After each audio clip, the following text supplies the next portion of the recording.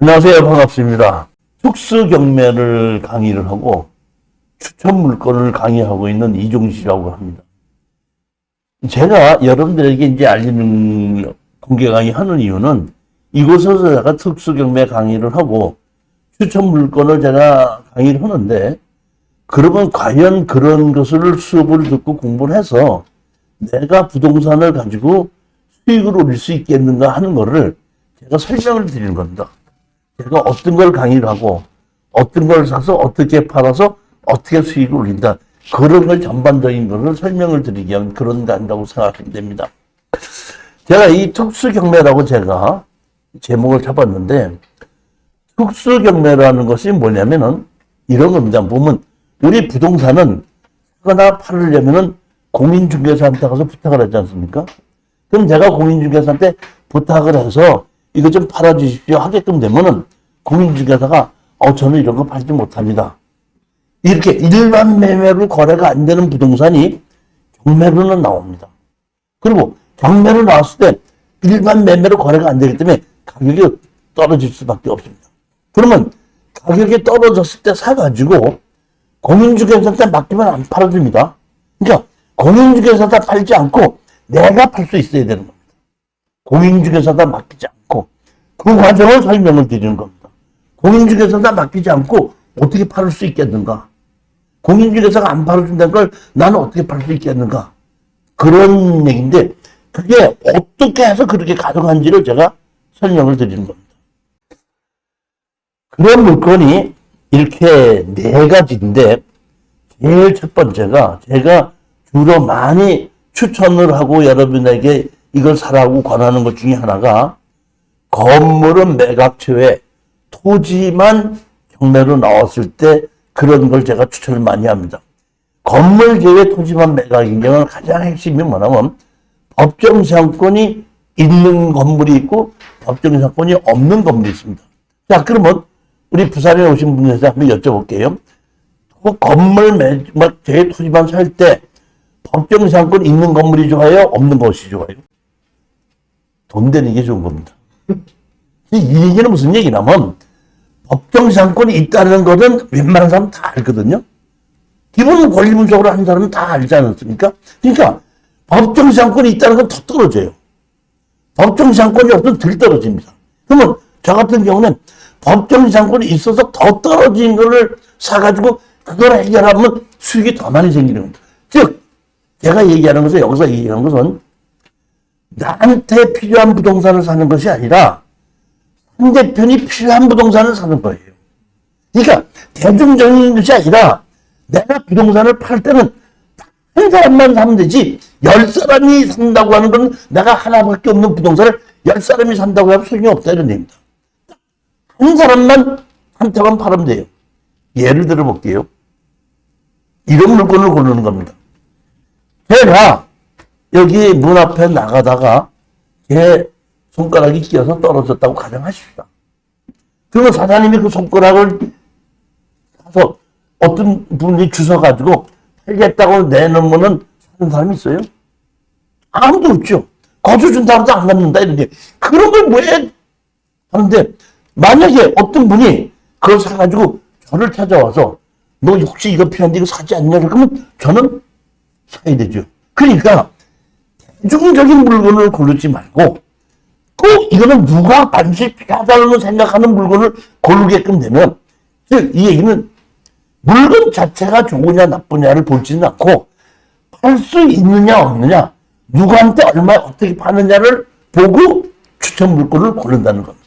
제가 고르는 건 그걸 고르는 거예요. 팔을 수 있을 때, 이 사람은 이걸 살 수밖에 없다 했을 때, 즉 제가 고르는 물건은 쓰레기라도 팔 수만 있다면 고르는 겁니다. 쓰레기도 팔 수 있는 쓰레기가 있죠. 팔 수 있는 쓰레기도 산다 이겁니다. 내가 필요한 부동산을 사는 것이 아니라 상대편이 필요한 부동산을 사서 그 사람에게 팔면 된다, 그런 얘기. 그것이 보면 건물 매각지의 토지만 매각도 있고, 지분 매각도 있고, 맹지의 토지도 있고, 농지 등을 안 해주는 농지가 있어서 이렇게 제가 여러분들에게 추천하는 건 네 가지를 가지고 추천한다고 보시면 됩니다. 그럼 네 가지를 내가 추천하는데 제가 설명하고 이걸 사십시오 하면 저는 강의 시간에 권리 분석을 할 때 사는 방법을 가지고 강의하는 것이 아니라 파는 방법을 가지고 강의하는 겁니다. 제일 먼저 협상으로 팔아도 되고 안 되면 소송으로 팔아도 되고 안 되면 경매로 파는 겁니다. 그래도 수익이 난다고 하면 산다는 얘기입니다. 핵심이 그런 얘기예요. 자, 그러면 제가 그런 것을 추천하는 것을 위해서 제가 강의를 하는 것이 특수경매라는 걸 강의를 하게끔 됩니다. 여기 보면 9월, 10월, 11월, 12월에서 한 달에 한 과목씩을 가지고 강의하거든요. 매주 화요일 날 강의를 하는데 오후 3시부터 5시 30분까지 강의를 하고 저녁에 7시부터 9시 30분까지입니다. 자, 다시 말하면 주간반이 있고 야간반이 있습니다. 교재를 4권을 포함해서 45만 원을 받고 동영상으로도 수강할 수 있는데 1년 동안을 동영상으로 듣든지 재수강도 가능합니다. 개명 강의도 가능하다 이런 얘기입니다. 그러니까 어떤 분이 그래요. 왜 이거를 1년씩이나 강의를 듣게끔 하십니까 하는데 이 특수경매 강의는 보조 강의거든요.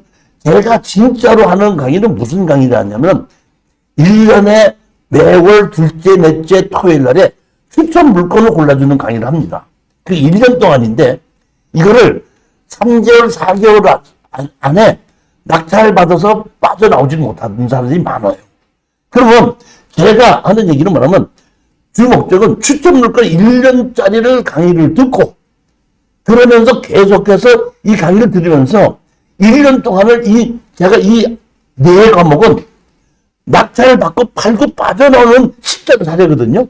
그럼 이런 실전 사례를 머릿속에 익히면서 제가 추천 물건을 해주면 이 실전 사례하고 비슷한 물건이 많이 나오거든요.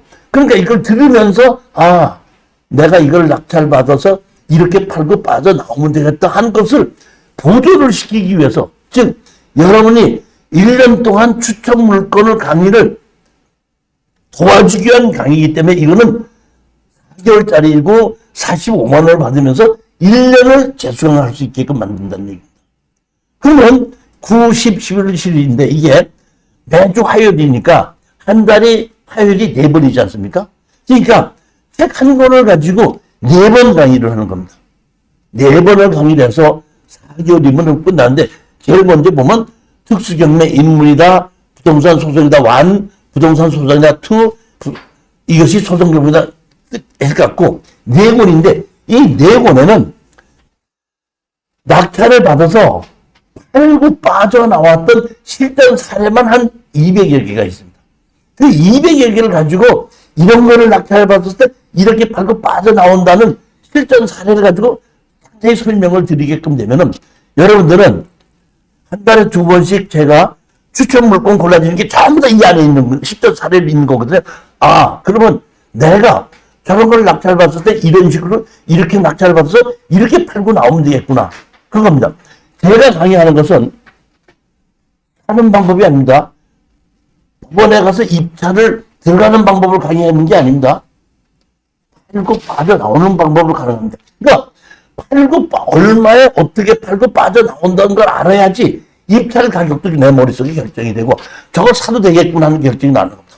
제가 이거는 6개월 안에 끝납니다. 이거는 1년 걸립니다. 2년 걸립니다. 하는 얘기를 다 해드립니다.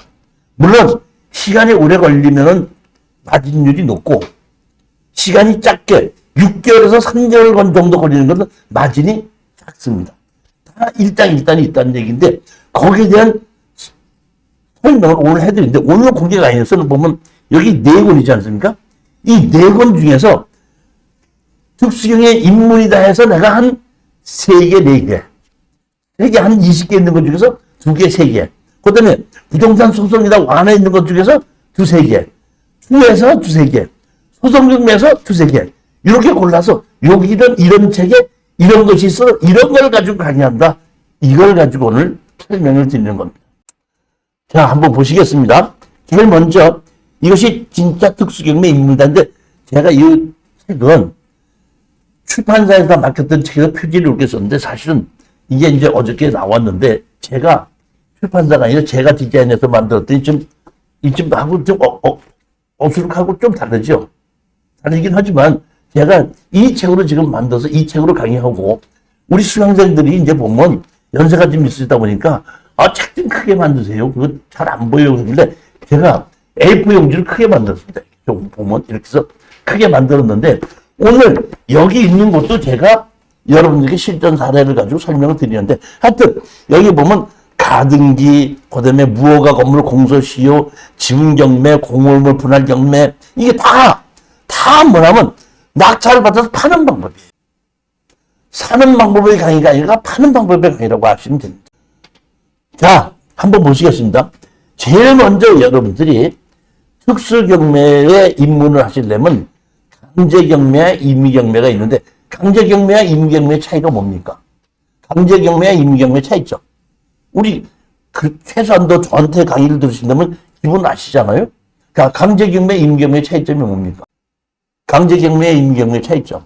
임의경매는 저당권 하는 거고 강제경매는 압류가지고 하는 거고 이렇게 하는 것은 다른 학원에서 이렇게 가르쳐줘요. 근데 제가 얘기하는 거는 강제경매는 낙찰 받은 후에 취하시키려면 낙찰자한테 동의를 받아야 됩니다. 임의경매는 경매를 신청한 사람이 취하시키려면 낙찰자한테 동의를 받아야 됩니다. 다른 게 필요가 없네. 돈 버는 방법이 필요하지. 아니 저당으로 경매가 됐든지 압류로 경매가 됐든지 뭐가 그게 필요하냐고요. 뭐가 필요해요? 우리는 돈 버는 게 필요한데 강제경매, 임경매 차이점이 뭐라 그랬죠?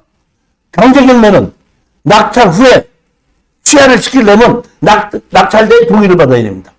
임의경매는 낙찰 후에 돈을 갚으면 계약 취하가 되는데 경매를 집어넣은 사람이 취하를 시키려면 낙찰자 동의를 받아야 됩니다. 그 차이입니다. 그것부터 먼저 아셔야 됩니다. 자, 보십시오, 여기. 2020 타경 4603에서 음성군 대서면 오산리 해갖고 180-68에 상가가 13분의 2 지분으로 나오는데 무슨 경매로 나왔죠? 강제경매로 나왔죠. 그러면 이 강제경매를 취하시키려고 그러면은 낙찰자한테 동의를 받아야 되는 거죠. 자, 보시겠습니다. 그러면 저는 이게 취하될 거라고 생각하고 추천을 한 겁니다.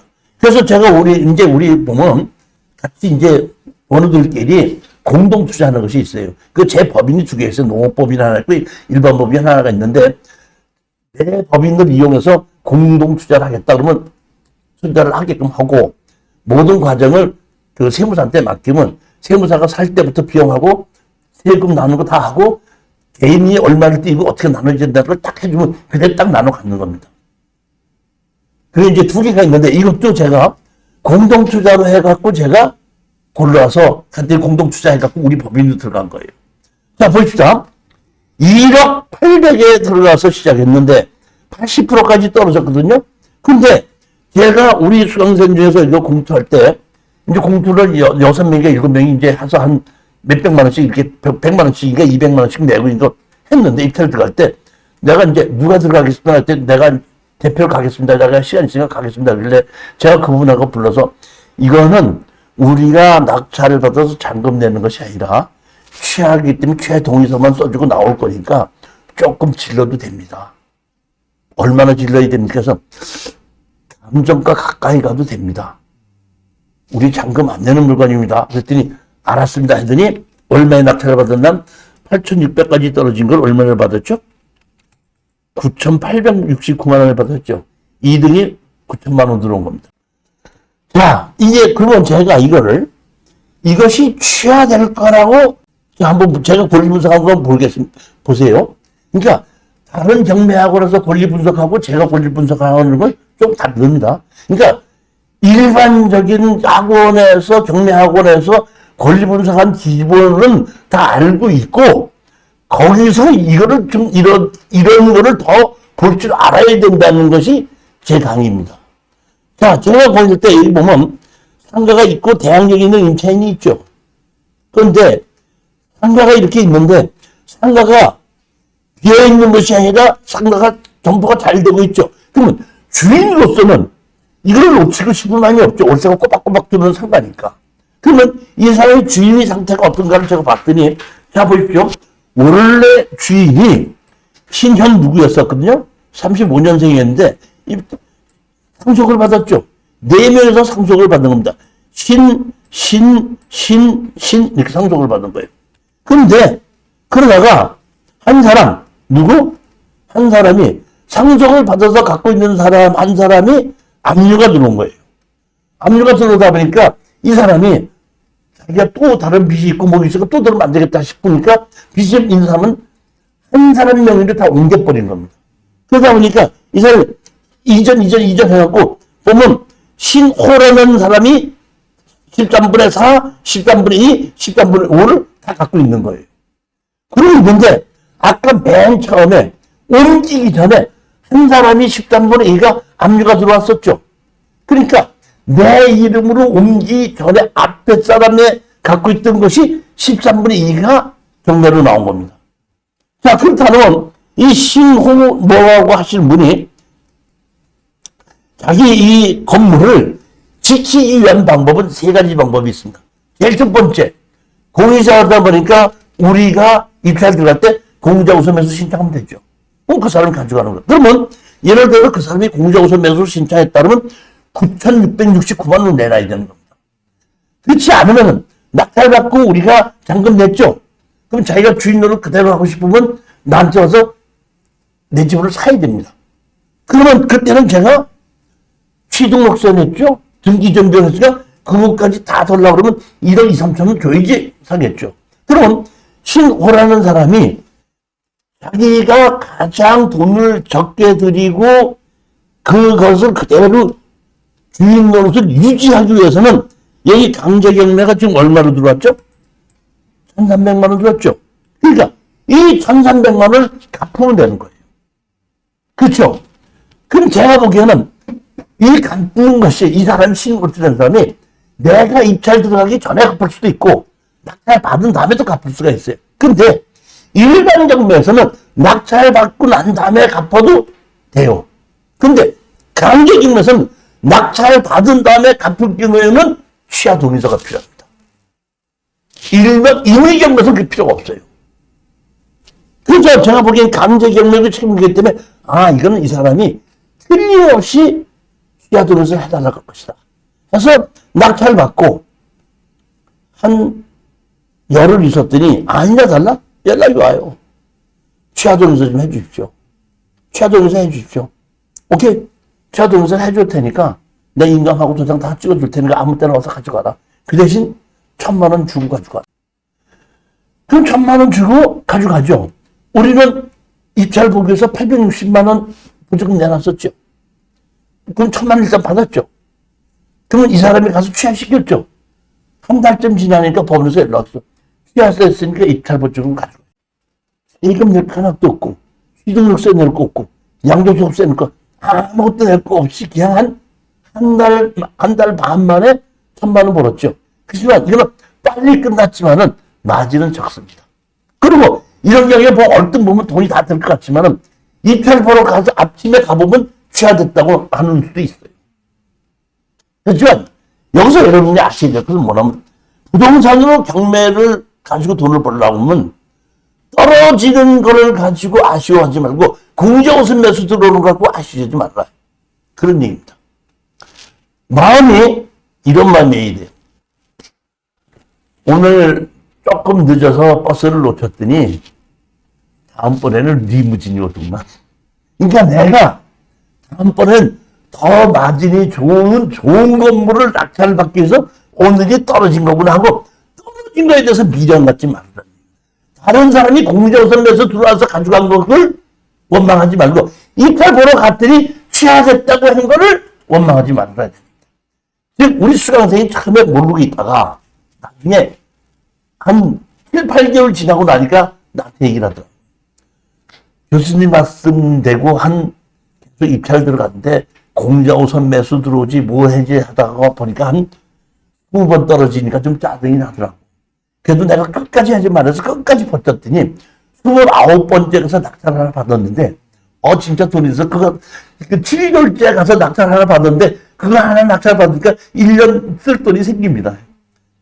이 얘기만 하면 명만 받으려고 하지 말고 20번이 떨어지더라도 단 한 번 낙찰을 받아서 그걸 가지고 1년 동안 쓸 돈을 벌어야 되는 것이 막 떨어지고 오면서 아이씨 내가 조금 더 쓸 거 이런 마음 가지면 절대 안 된다는 얘기다. 꾸준하게 버텨서 낙찰 받을까지 버티는 겁니다. 우리 수강생 얘기들 한 분은 이런 분이 있어서 술 한 잔 먹으면서 제가 이 특수경매를 하기 전에는요 모르고 입찰 보러 가는데요. 자기가 고르는 걸 이제 1년에 한 번 낙찰을 받는데 한 50번 떨어진대. 어떤 거냐 그랬더니 무조건 49%까지 떨어진 걸 골라갖고 최저가를 그냥 무조건 들어간대. 또 50번 떨어진대. 떨어진데 어떻게 보면 단독이 있을 수가 있대 가끔 가다가. 근데 그 단독 하나 되면은 1년 먹을 거 본대. 자기는 그런 식으로 했다고 그러더라고. 근데 이번에 와서 이 특수경매 와서 배우면서 해보니까 충분히 이해가 가고 뭔지 좀 이제 한 6, 7개월 돼가면서 공부하고 입찰에 들어가고 한 20번 이상 떨어지다 보니까 이제 이게 알겠습니다. 이렇게 얘기하는 절대 떨어지는 걸 갖고 아쉬워하지 마세요. 아쉬운 거는 떨어지는 것이 아쉬운 게 아니고 낙찰 못 받은 것이 아쉬운 것이 아니라 낙찰 받아갖고 팔지 못하고 묶여있는 게 아쉬운 거예요. 자, 두 번째 물건 보시겠습니다. 이게 지금 뭔 것이 여기에 아까 제가 했던 이것이 특수경매 인물이다에 이런 것이 그 실전 사례가 한 20개 있는 것 중에서 제가 한 30개 뽑은 거거든요. 자, 이거 보면 이번에는 서울특별시 동대문구 제기동에 토지 건물 일괄 매각으로 나온 겁니다. 일괄 매각으로 나왔는데 3억 5천짜리가 2억 2,500까지 있었으면 동대문구 제기동 큰 옆에 있기 때문에 상당히 좋은 땅이고 좋은 위치에 있는 집인데 건물은 매각 제외고 땅만 나왔는데 봤더니 법정지상권이 있더라고요. 법정지상권이 있는데 땅만 경매로 나왔어요. 제가 우리 수강자한테다가 이거 설명, 이거 법정지상권이 있는데 땅만 가서 경매로 나왔으니까 땅만 낙찰 받아라. 이렇게 설명을 했습니다. 그래서 우리 수강생이 한 분이 낙찰을 받았어요. 낙찰을 받고 뭘 했어요? 소장을 냈죠. 어떻게? 건물 철거하고 나가고 지려내놔. 건물 철거하고 나가고 지려내놔라고 소송을 해서 하면은 송달이 되고 낙찰받고 조금 있다가 송달하고 박별하고 뭐하고 해서 이제 날짜가 잡히니까 이제 가면 날짜 잡히지 않습니까? 원고 누구 나오셨습니까? 네, 나왔습니다. 필요 누구 나오셨습니까? 네, 나왔습니다. 그러면 이거는 조정을 하겠습니다. 이렇게 얘기합니다. 다시 말하면 이거는 그 형성소송, 다시 말하면 부동산의 관계가 복잡해서 생긴 소송은 대부분 판사님이 판결로 가지 않고 조정으로 갑니다. 조정으로 갔을 때까지는 한 10개월이 넘어 걸렸고 우리가 지료를 청구했더니 판사님께서 지료감정 신청하라고 합니다. 지료감정을 했어요. 지료감정을 해갖고 왔더니 한 달에 한 60 몇만 원 나와갖고 그 조정하러 갔을 때까지가 한 1,000여만 원 정도가 거의 이제 물어보는 겁니다. 이제 여기 보니까 모녀가 살고 있더라고요. 그러니까 이제 딸이 나왔어요. 딸이 나왔는데 판사님 물어봅니다.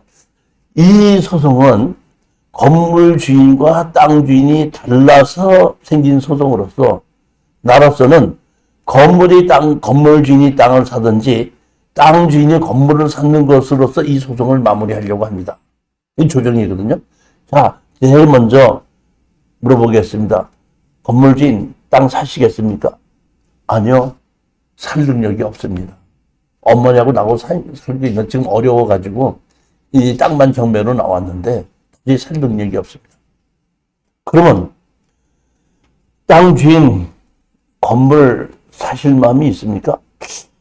근데 뭐 꼭 살려고 할 필요는 없겠지만은 가격만 뭐 저렴하게 준다면 그렇다면 뭐 한번 사는 것도 한번 생각해 볼 수가 있습니다. 그러니까 이제 그 판사님께서 그 여자분한테다가 지금 치료 감정을 하고 치료 낼 것이 한 1,000몇만 원 나왔고 지금 한 달에 이제 치료를 낼 것이 한 60몇만 원이 됩니다. 자, 어떻게 하시겠습니까? 이렇게 하니까 그때 그 여자분이 그러는 거예요. 현재 지료를가 1,200만 원 나온 것을 낼 수 있는 여력도 없고 60몇만 원씩 내면서 이 집에 살 여력도 없습니다. 그렇지만 지금 단박 이사 갈 수 있는 능력도 없습니다. 그렇다면 제가 판단해 보니까 6개월까지만 이 집에서 더 살게끔 해주시면은 6개월 후에 나가면서 이 집에 대한 모든 권리를 포기하고 당신에게 드리겠습니다. 그러니까 지료를 가지고 건물을 주겠다. 가격을 정하지 않고. 그렇게 제안한 거예요. 그러니까 판사님이 어떻게 생각하십니까? 뭐 돈이 없다는데 뭐 어떡합니까? 좋습니다. 여기서 경매를 추천할 때 가장 알아야 될 것이 있습니다. 뭔지 아세요? 맞는 수건 짜봐서요. 물이 나와야 안 나와요. 그러니까 없는 사람을 가지고 쥐어 잘라고 하지 말라는 얘기예요. 돈이 없다고 할 때는 양보를 하고 빠져나와야 돼요. 지금 그 사람들이 뭐라 그랬죠? 돈이 없다 그랬죠? 줄 돈도 없고 그럴 거 없다. 그러니까 6개월만 그냥 살게끔 해준다 그러면 6개월 후에 나가면서 다치겠다. 받아들여야 돼요. 오케이. 받아들여요. 그냥 무조건 받아들이는 거. 좋습니다. 그럼 거기에서 그대로 해갖고 이렇게 조정소설을 쓴 겁니다. 그래갖고 여기 보면 피고 최명기는 1월 가까이에 서울표시 오르막까지 같은 것 기획했지 건물 일체를 인도하며 위 토지 및 건물에 대한 소유권 등을 포함한 일체 권리를 포기한다. 언제까지 살게끔 해준다면. 그러니까 우리한테 넘겨주는 걸 맞지 않습니까? 좋다. 그랬어. 그러고 났더니 6개월이 지났는데 한 달 전쯤에 다시 연락이 왔어. 진짜 아직 돈이 준비가 안 돼서 나가기 어려우니까 3개월만 더 살게끔 해. 자, 제가 아까 뭐라고 얘기했죠? 마른 수건 짜도 안 나온다. 그 없는 사람을 갖고 막 나가라 할 필요 없어요. 그럼 이번에는 3개월에 진짜 꼭 나가셔야 되지. 3개월 후에도 안 나가신다고 해서 내가 강제로 내보낸 것 갖고 뭐라고 원망하지 마십시오. 이제 그렇게 얘기하니까 3개월이 틀림없이 나가겠습니다. 앉아있는 3개월 후에 건물과 땅을 한 개로 만들어 놓으니까 문이 팔고도 남죠, 이제. 공인주사가 팔아주자고 그러죠. 거기 제기동이요? 얼마면 언제 팔아줍니다. 바로 해결하는 겁니다. 그렇게 해서 팔고 나온 겁니다. 이제 법정시장권이 있기 때문에 제기동이 좋은 땅이지만 64%까지 떨어져요. 만약에 법정시장권이 없다면 이거 90%에 들어갑니다. 그러니까 제가 아까 말씀드렸듯이 법정시장권이 있느냐 없느냐가 좋은 게 아니라 돈이 되는 게 좋은 거다. 법정시장권이 있기 때문에 가격이 떨어졌지만은 수요가 많기 때문에 한번 1, 2년을 내놓고 내가 한번 생각해 볼 거라고 가볼만하다 할 때는 가볼만하다. 법정시장권도. 근데 조심해야 될 것이 땅 가격이 싼 곳이 있죠. 지방에. 1년의 지료가 17만 원이래. 내가 10년치 내놓을게요. 그걸 깡깡 되는 겁니다. 그러니까 이런 법정성이 있느냐 없느냐에서 땅 가격이 어떻게 이런 걸 다 판단해보고 권리분석해보고 이제 올해는 못 버틴다. 이게 법정성이 있어도 절대 오래 못 버틴다. 6개월 이상 못 버틴다. 시내에서 6개월 이상 버티는 사람 내가 못 봤어. 그런 경험이 있다 보니까 시내 법정시장권 있는 거 가격만 떨어지면 입찰을 가는 겁니다. 이것도 이제 이거는 상당히 많이 한 15억 정도 이상 수익을 올렸던 사례입니다. 이거는 제가 한 5, 6년 전에 6, 7년 전에 창원에 있는 황정진 경매학원을 제가 해서 거기서 추천 물건 강의를 했습니다. 지금처럼. 그때 골랐던 물건입니다. 자, 보시게 되면, 자, 보십시오. 이것도 강제경매입니다. 강제경매인데, 경기도 평택시 장안동 600번지 1361평이면, 이 당시에 보면 이게 언제죠? 2016년도죠. 16년 정도면 지금부터 한 8년 전이죠. 여기에 부동산 가격이 평택이 상승세를 치고 있을 때죠. 그때에 땅이 평당 200만 원 정도로 100만 원짜리가 200만 원으로 올라가가지고 200만 원으로 됐던 감정이 됐던 겁니다. 여기가 평택시 장안동이면 아주 핵심 지역입니다. 평택에. 그 땅이 22억짜리가 11억까지 떨어진 겁니다. 이렇게 좋은 땅에 이렇게 떨어질 리가 있어요? 이유가 있기 때문에 떨어진 겁니다. 보게끔 되면 뭐냐면 여기가 이 건물 땅 주인이 토지 개발 회사예요. 개발 회사인데 설정은 하나도 없고 가압류가 기준 권리예요. 11억이. 기준 권리인데 이렇게 가압류 설정이 없이 가압류가 기준 권리다 보니까 여기에 건물을 짓고 땅을 샀던 사람이 가처분을 해놨습니다. 선순위 가처분이에요. 그럼 기준 권리보다 앞선 가처분이 있게끔 되면은 우리가 낙찰받으면 어떻게 되죠? 가처분에 의해서 소유권을 잃어버리면 어떻게 되는 겁니까? 11억인데 어떻게 돼요? 그렇기 때문에 가격이 떨어진 거예요. 가장 중요한 것은 우리가 그 특수경매에서 알아야 되는 건 제가 오늘 실전 사례에 보면은 가처분, 선순위 가처분 멸시한 거, 선순위 가등기 멸시한 거, 선순위 설정도 멸시한 사례가 우리 이 교재 안에 있습니다. 대부분 어느 경매 학원에서도 선순위 가처분 가등기 설정이 있다 그러면은 그거는 낙찰을 못 받는 게 맞는데 제가 봤을 때는 그 가등기 가처분 설정 지울 수 있다 그러면 낙찰받는 겁니다. 제가 이거를 그 환경진 경매학원에서 추천을 해가지고 거기도 공투하는 사람들이 한 20몇 명 있어. 이거를 내가 입찰 들어가서 이렇게 하면 이게 돈 벌 수 있으니까 공투할 사람 그랬더니 19명이가 신청한 거예요. 저는 이제 서울에서 왔다 갔다 하다 보니까 거기 공동투자인데 회장도 있고 총무가 있으니까 내가 회장한테 다 얘기를 해서 이게 앞으로 한 열흘 후에 입찰 들어가는 건데 공투 들어갈 사람들을 모집하고 돈하고 다 어떻게 할 건지 짜서 얘기해줘라. 그럼 내가 다음 주에 온다. 다음 주에 갔습니다. 다음 주에 갔더니 그때 공투하겠다는 사람이 19명이 됐었는데 7명으로 줄은 거예요. 왜 그러냐고 그랬더니 교수님이 올라가신 다음에 우리 수강생 중에서 한 명이 자기 명함을 내밀면서 내가 그 어디 법무사 사무장으로 있는 사람인데 이 교수가 잘못해서 선순위 가처분을 모르고 추천 물건을 잘못한 거다. 이거 선순위 가처분해 갖고 잘못되면은 우리 이름으로 등기가 되지 않고 가처분으로 등기된 거 말소되면 전부 다 날아갈 수가 있다. 그러니까 이거는 이 교수가 실수한 것 같으니까 이건 하지 말아라. 이렇게 얘기했더니 11명 그랬다가 다 빠졌다는 거예요.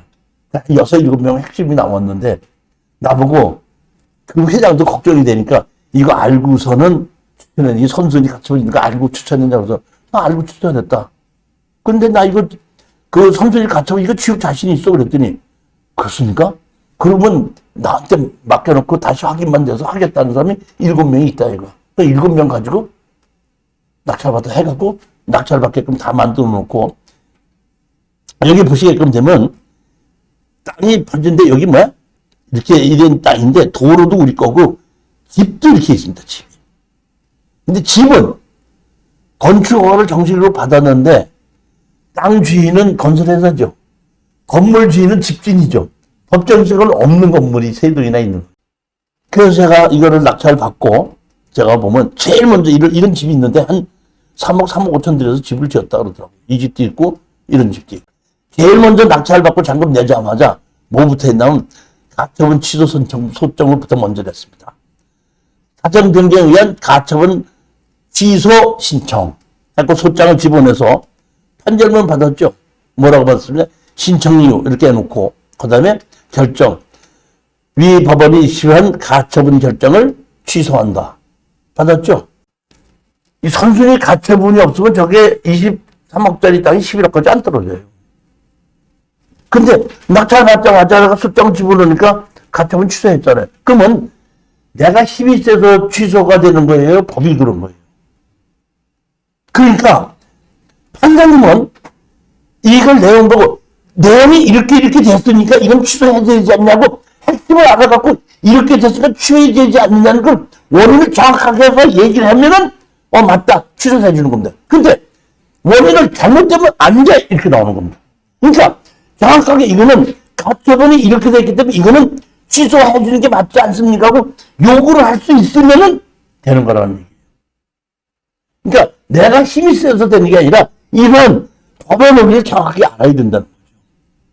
그 제가 이 책 전문에 얘기게끔 보시면 오늘 제가 이 책에 보시게끔 되면 왜 어떤 이유로 조금 아까 이유 있었죠. 어떤 이유로 이 가처분을 취소해달라는 이유가 정확하게 들어가 있습니다. 이럴 때 선순위 가처분은 취소가 되는구나. 알면 되는 겁니다. 그 다음에 자 보십시오. 또 소장을 넣었죠. 아까 건물이 있었죠. 법정상고에 없는 건물 두 채가 있으니까 제가 건물 철거하고 나가고 치료 내놔라. 철거할 때까지. 그럼 아까 3억 5천, 3억 8천 드렸던 집 주인이 자기가 허물어야 돼요. 땅을 사야 돼요. 그러니까 한 사람은 땅을 사겠다 그러고 한 사람은 그냥 점점이 떨어져서 싫다고 그냥 조금만 주면 팔고 나가겠다 해서 1,000만 원 주겠다 했더니 좀 더 주면 안 돼서 2,000만 원 주겠다 했더니 2,000만 원 주고 팔겠다 해서 2,000만 원 주고 우리가 사갖고 우리가 준공 내서 파는 겁니다. 자, 잠전에. 그래서 건물이 있는 거는 한 낙찰을 받고 한 6, 7개월, 7, 8개월 걸렸어요. 왜냐하면 개발행위가 준공을 받아야 돼요. 개발행위가 준공을 받지 못해갖고 도로가 준공이 나지 않아서 그 건물 건축허가가 안 난 거예요. 낙찰을 받아서 개발행위 준공 내고 그래서 개발행위 준공에서 도로를 만들어갖고 도로를 만들고 갔는데 건물 준공이 나니까 건물 팔다 보니까 건물이 있는 땅 딱 팔고 나니까 우리 투자금 다 뽑은 거예요. 그럼 우리 거기 있는 회장도 되게 똑똑해. 그럼 빨리 땅 빨리 팔자 그랬더니 아이 교수님 기다리세요. 본전 다 뽑았는데 왜 그랬더니 맨날 자고 나면 올라가고 자고 나면 올라가는데 뭐 그렇게 빨리 팔아요. 여기 다 팔면 어때요. 본전 다 찾았는데요. 한 3, 4년 때가 한 500만 원씩 팔더라고. 160만 원 주고 사가. 그리고 내가 나 같은 경우는 빨리 했으니까 해결했으니까 딱 팔아야 되는데 땅값 올라가는데 뭐 하냐고 빨리 팔아요. 일단 본전 찾았으면 됐죠. 제 이 얘기는 뭐냐면 이러한 법에 그러니까 일반 경매에서 필요하지 않은 다른 법의 논리도 좀 알아야지 이 권리부서에서 이거 가처분 지을 수 있다. 가등기 지울 수 있다. 설정도 지울 수 있다. 이런 거 정도를 알아야 된다는 얘기고 아까 내가 임의경매 강제경매 아까도 말씀드렸지 임의경제 강제경매 차이가 뭡니까? 그러면 어느 학원에서 원하든지 그래요. 임의경매는 설정 갖고 집어넣고 강제경매는 그 압류해갖고 판결을 받아서 경매 집는다. 그 얘기하지. 저처럼 강제경매는 낙찰 후에 취하시키면 동의서를 받아야 된다. 임의경매는 경매 지우는 사람이 취하시키면 동의서를 받아야 된다고 강제경매, 임의경매를 구분해서 설명해 주시는 분은 제가 알기로는 거의 없습니다. 우리는 돈을 버는 방법을 배워야 되는 것이죠. 자, 이번에는 이제 제가 여타까지 얘기한 거는 이것이 특수경매 인물이다 책에 나온 거고 이번에는 요거는 보면 경선소송 완이다 이렇게 나온 건데 이 책은 출판사에다 맡겨서 했기 때문에 크기도 좀 작고 전대 사지 않아도 일반 서점에서 얼마든지 인터넷에서도 구할 수 있습니다. 정가가 25,000원이기 때문에 조금 깎아준다면 한 23,000, 4,000원 정도면 살 수 있는 걸로 알고 있습니다. 전국 서점에 지금 다 깔려 있습니다. 이거는 제가 저한테다가 강의를 들으시는 분한테는 제가 이거를 2만 원씩에 팔고 있습니다. 언제든지 필요하시면 사주면 되는데 그러면 이 책을 가지고 이제 9월달이 넘어서 10월달에 공부하는 겁니다. 10월달에 그러면 이 책 안에는 뭐가 있냐? 아까도 말씀드렸죠. 제가 쓴 책은 전부 다 팔고 빠져나오는 것만 있습니다. 하는 것이 있는 것이 아니라 팔고 빠져나오는 것인데 여기도 팔고 빠져나오는 사례만 있습니다. 파는 것보다 더 중요한 게 파는 겁니다. 파는 것을 알아야지 사는 겁니다. 생선가게 주인이 생선을 좋은 것만 살려고 하지 말고 파는 거를 알아야지 생선가게도 해서 생선을 살 거 아닙니까? 과일가게 주인이 과일을 어떻게 팔면 된다는 거 알으니까 과일 주인을 하는 겁니까? 즉, 좋은 과일과 좋은 생선을 고르는 방법보다는 나쁜 과일과 나쁜 생선도 어떤 식으로 팔 수 있다는 것만 알면은 우리가 얼마든지 그런 장사를 할 수가 있다는 겁니다. 부동산도 사서 파는 것이 우리가 뭐 장사나 마찬가지예요. 똑같지 않습니까? 이 부동산 소송 와이다는 제가 파트 1, 파트 2, 파트 3로 나눴는데 파트 1에는 전부 다가 뭐냐면 건물 매각지에 토지만 매각으로 한 실전 사례입니다. 파트 2는 농취증을 안 해주는 거에 대한 농취증만 가지고 한 사례입니다. 세 번째는 지분 매각입니다. 이렇게 해서 세 개인데, 자, 여기 세 개 중에서 한 개씩 해서 세 개를 가지고 제가 실전 사례를 설명을 드릴게요. 한번 보시겠습니다. 파트 1에서 건물 지외 토지만 매각에 5개의 물건을 설명, 여기 교재에 있는데, 네 번째 물건만 가지고 제가 오늘 설명을 드리겠습니다. 이 책에 있는 것 중에 파트 1의 세 번째 물건입니다. 그리고 여기는 전문이 잘 되지 않고 그냥 이런 문제인데 이렇게 됐다고 답만 제가 설명드리는 겁니다. 정식으로 강의 드릴 때 내용을 쭉 설명을 드리는 거고, 여기는 이렇게 됐는데 이렇게 됐다. 충청북도 청주시 청구 우암동에 보면은 337-15에 토지만 매각으로 나옵니다. 땅이 64.4평인데 여기가 준주거 지역이죠. 준주거 지역이면 아파트를 지어도 이종일관 지어도 훨씬 더 좋은 준주거 지역인데, 여기 뭐 감정가가 1억 4,400인데 1억 1,500까지 떨어졌는데, 제가 이 앞에 공인중개사 가서 물어봤더니 여기 평당 한 300만 원 갑니다. 300만 원 간다 그러면 60평만 잡아도 1억 8천이잖아요. 그 정도이기 때문에 제가 건물 매각 제외 1억 2,400에 낙찰을 받았습니다. 혼자서 들어간 겁니다. 우리 수강생들 중에서 내가 추천해줘서 단독응찰을 하면 되게 겁을 내. 예전에 한 5년 전, 7, 8년 전에는 이런 특수경매 들어오는 사람이 없기 때문에 내가 추천 물건 들어가면 다 단독응찰이야. 그럼 협의가 단독응찰이다 보니까 내가 잘못 낙찰 받았지 않았나 이렇게 생각하시는데, 내가 가르쳐줘갖고 해지라고 봐놓으면 진짜 단독응찰이 너무 좋네. 그리고 그 단독응찰 몇 번 썼던 사람은 높게 쓰지도 않아. 근데 요새는 특수경매도 많이 알아갖고 요새는 옛날처럼 단독응찰이 들은 거 지금 한 3명에서 5명 정도는 경쟁력이 있어요. 자, 그럼 이게 토지만 매각인데, 여기는 이겁니다. 건물이 건축물 관리대장도 있고 건물 등기부등본도 있는데 건물 매각 제외로 나온 겁니다. 자, 보시게끔 되면 여기 주택이 있는데 30.13평이죠. 30.13평인데 여기 보면 가등기도 있고 뭐 강제임대 압류도 있고 설정도 있고 그렇습니다. 밑에 보시게끔 되면은 이런 집입니다. 깨끗하게 진 집인데 리모델링 싹 한 집입니다. 본권 토지상에 소재한다고 의지한 기호 이 건물은 현재서 실시한 건물의 구조, 규모, 사용 등 경관능이 공무상에 등재된 내용과 상이하여, 다시 말하면 건축물 관리장 있는 건물과 현장에 있는 건물이 다르기 때문에 다르다고 했더니 판사님이 매각에서 제외해라. 설정하고 가등기 해놓은 것이 없는 건물에다 설정을 해놓은 거야. 이 건물이 아니다 이런 얘기야. 그러니까 판사님 그러면 없는 것마저 설정했으니까 팔아라. 이렇게 한 건데 저는 몰랐는데 내용을 제가 가서 낙찰을 받고 나중에 알다 보니까 이렇더라고요. 어떤 분이 새로 결혼을 해서 나이 먹고 새로 결혼을 해서 시골 대전에서 있던 분이 이리리 이사로 와서 여기 15평짜리 집을 사서 30평으로 리모델링해서 제대로 다 만들어 놨습니다. 새로 싹 꾸몄습니다.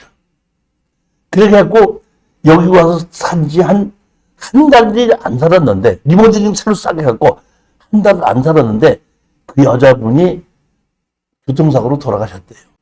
그러니까 여기 이 남자분이 너무너무 실망하고 그냥 속이 상해가지고 시골집으로 내려가 버리신 거예요.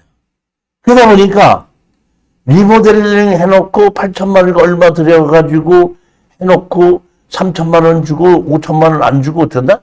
그냥 갚버리고 던져버리는 게 이제. 시골에 내려가서 입고 돈 안 주다 보니까 리모델링 업자가 압력해가지고 경매로 집어넣은 겁니다. 감리에서 판결 모아서 경매 집어넣기까지 한 1년 반에서 2년은 걸리잖아요. 그 사이에 그 시골에 내려갔던 그 남자분도 또 돌아. 저는 그런 내용은 몰랐고, 건축물 있고 등기부등본에 있는 거를 가지고 소장을 낸 거죠. 철거하고 나가라, 지어내놔라. 소장을 냈더니 아들이 법원에 나왔다. 나와서 얘기를 하는데, 아버지가 이렇게 돌아가셨고, 이렇게 됐다. 자기가 이제 어떻게 할 줄을 몰라가지고 많은 사람들이 물어봤더니, 이거 그대로 주지 말고, 한도 상속을 해서 여기 받은 걸 갖고 아버지 빚의 증거를 같이 나눠주는 걸로 쓰면 그 한도 상속이라고 그러지만. 한정상속. 한정상속? 한정상속? 해갖고 그걸 가지고 이렇게 하라고 그랬다. 그래서 자기가 오늘 나와서 이 건물을 팔려고 그런다. 그러니까 좀 날 보고 쓰면 좋겠다 그러더라고. 그래서 어떻게 하느냐 했더니 그때 이제 그 얘기를 하더라. 그래서 한 8천만 원 들었는데 한 3천만 원만 주시면 안 되겠느냐. 이렇게 얘기를 하길래 제가 땅은 우리가 낙찰을 받았으면은 거기에 있는 설정이나 가등기나가 이게 다 만수가 되죠. 맞춤되지 않습니까? 근데 지금 이 건물은 일반 매매로 사는 거죠. 금전하는 건물은 다르지만은 그 서류상으로 이 번질 수 있는 건물을 내가 가져야지 다른 사람한테 팔으려고 하면 그걸 실제로는 30평인데 15평짜리 건물을 내가 이름을 가져오려면 거기에 가등기하고 설정이 다 살아있잖아요. 경매가 일반 매매로 사니까. 그럼 그걸 내가 다 안고 사는 거잖아요. 그랬더니 걔가 이제 뭐라고 이렇게 됐으니까 8천만 원 들었는데 3천만 원만 주면 되지 않겠냐고 이제 조정한 데서 얘기가 나온 거예요. 그래서 내가 얘기했죠. 그럼 8천만 원 줬으니까 3천만 원 다니까 좋다. 내가 3천만 원 줄 수는 있다. 그러면 3천만 원 줄 수 있는 거에 그 건물에 설정하고 가등기 있는 거 지어달라 했더니 그거 저 못 지어요. 저 못 지어요. 그래서 내가 얘기했지. 뭐라고 얘기했냐면 그거 못 준다 그러면 내가 그 빚을 다 떠안고 사야 되는 건데 거저준다 해도 그 빚을 떠안고 왜 사느냐. 그렇지만 오늘 여기에 나와서 내용도 다 듣고 했으니까 내가 예의상 그냥 달라 쓰지 못하고 예의상 100만 원을 주겠다. 그랬더니 자기가 가질 돈은 아니지만 그래도 100만 원은 뭐하니까 조금 더 주시면 안 돼. 그럼 예의상 200만 원 주겠다. 그랬더니 좋겠습니다. 200만 원 주고 팔겠습니다. 해가지고 이거를 제가 200만 원에 파는 겁니다. 자, 보시겠습니다. 자, 이거 보시게끔 되면 뭐라고 그랬죠? 상속을 했죠. 돌아가고 난 다음에 이 아들한테 상속을 해가지고 돌아갔었어. 아버지 이름으로 그렇게 있기 때문에 바로 나한테 못 남기고 상속 등기를 한번 하고 그 다음에 넘기더만. 상속 등기를 하고 그 다음에 우리가 여기 보면 부동산 서비스 산업 협회를 어떻게 넘었는데 얼마로 넘겼죠? 200만 원 이게 있지 않습니까? 200만 원. 200만 원 이게 넘겼습니다. 자, 그러면 제가 여기서 가장 중요하게 여긴 건 뭐냐면 제가 여기에 있는 설정과 가등기가 있는 걸 알고도 200만 원 줬잖아요. 그러면 내가 바보가 아닌 이상해야 설정이 5천만 원이 넘고 가등기가 있는 거를 내가 거저준다고 해도 싫다고 그래야 돼. 그냥 허물어 달라고 그래야 돼. 200만 원 줘야 돼요. 즉, 이 얘기는 무엇이냐면 제가 여기에 있는 일반 매매로 산 이 설정과 가등기를 지울 수 없으면 이거 사면 안 돼요. 근데 제가 봤을 때는 이거 지울 수 있겠더라고요. 그렇기 때문에 그냥 나는 안고 산다. 아시지 않겠냐? 그리고 예의상 100만 원 준다. 좀 더 아까 100만 원 더 준다. 하면은 속으로 제가 이 고리 분석 다 해봤을 때 이거 지울 자신이 있었기 때문에 제가 200만 원 준 것이지 이거 줄 자신 이거 지울지 못하면서 제가 200만 원을 준다면 내가 바보지 아니에요. 그리고 이런 걸 가지고 제가 우리 수강자들한테 추천하면 안 되는 거죠. 소장을 집어넣었더니 화해 권고 결정이 났습니다. 가등기 말소. 그래갖고 뭐예요? 결정사항 소유권 청구이전이 말소 이행 절차를 이행한다. 됐죠? 가등기 지웠죠? 분명히 지웠습니다, 제가. 자, 고장 거 보시죠. 소장. 법원 청천하고 근저당권 말소 했죠? 이 우리 교재에 보시면은 어떤 식으로 소송을 해갖고 어떻게 말소됐는지가 다 나와요. 이해가 가셨죠, 보면. 이것이 내가 말소를 한 것이 아니라 우리 변호사와 법무사가 이걸 말소할 때는 이렇게 돼 있으니까 말소해 주십시오 요구를 했으니까 판사님이 그 논리를 보고 말소하라고 그러는 것이지 그냥 말소하라고 그런 건 아니죠. 그러니까 우리 법무사나 변호사가 어떤 걸 가지고 이런 논리를 설정했는 걸 보시면 돼요. 이게 근저당 설정은 내가 변호사를 시켰거든요. 이게 근저당 설정한 사람이 그 누구였냐면은 그 돌아가신 분의 형이에요. 그 자기네끼리 설정을 해놓은 거예요. 가짜로 설정해 놓은 거죠, 보면은. 그래갖고 이거를 우리가 이제 그 변호사가 돈을 빌려주고 설정했으면 돈 얼마를 어떻게든지 밝혀라. 이렇게 했더니 얘가 머리를 뭐라고 썼냐면은 치매가 걸려서 지금 할 수가 없다. 그런 답변을 할 수가 없다. 법정에 나갈 수도 없다. 해가지고 할 수 없지. 우리 변호사가 그러면 대리인을 지정해라 했고 강제로 대리인을 변호사를 임명했고 그 변호사가 나와가지고 이걸로 해가지고 이렇게 설정 지운 겁니다. 그게 다 책 내용에 보면 이럴 땐 이렇게 되면 이렇게 되는 것이 다 있습니다. 그렇게 해서 지우고 나니까 이제 건물도 깨끗해졌고 땅도 깨끗해졌으니까 문제가 없겠죠. 그렇게 된 내용입니다.